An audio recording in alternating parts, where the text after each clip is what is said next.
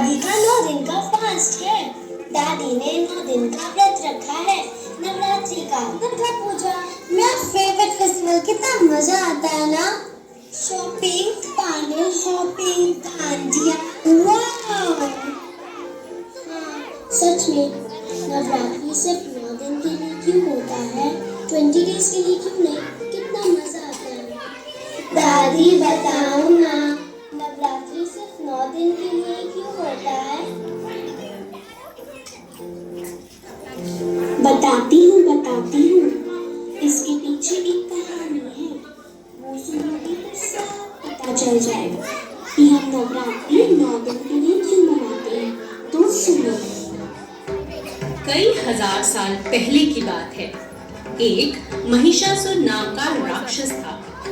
उसका आधा शरीर राक्षस का और आधा शरीर भैंसे का था। उसने कई सालों तक ब्रह्मा जी की कठिन तपस्या की।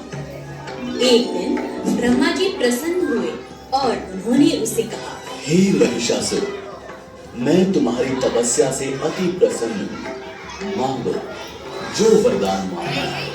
महिषासुर ने कहा, हे प्रभु, मुझे ऐसा वरदान दीजिए कि इन तीनों लोकों में किसी भी देवता या मानव के द्वारा मेरी मृत्यु ना हो सके। ब्रह्मा जी ने हंसकर कहा, ऐसा ही होगा। महिषासुर बहुत घमंडी और अत्याचारी था।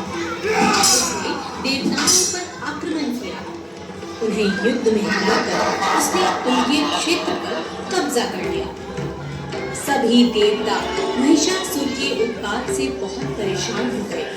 वे सभी मिलकर ब्रह्मा जी, शंकर जी और विष्णु जी की शरण में गए। सभी देवताओं ने मिलकर एक सभा में इसका उपाय ढूंढने का प्रयास किया। श्री ब्रह्मा, विष्णु और महेश जी ने एक तेज प्रकाश पुंज से एक सुंदर देवी का निर्माण किया। इसी देवी को सारी दुनिया आदि शक्ति माँ दुर्गा के नाम से जानती है। सभी देवताओं ने माँ दुर्गा को सभी प्रकार के अस्त्र शस्त्र से सुसज्जित किया। शंख चक्र, गदा, त्रिशूल, धनुष बाण इत्यादि अस्त्रों को धारण कर वे महिषासुर की नगरी की ओर चल पड़े। जब महिषासुर को उनके बारे में सूचना मिली, तब वह उनसे मिलने के लिए लायक हो गया।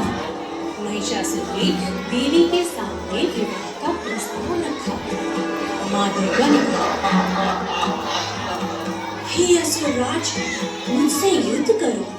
यदि तुमने युद्ध में मुझे जीत लिया तो मैं तुमसे अवश्य विवाह करूंगा।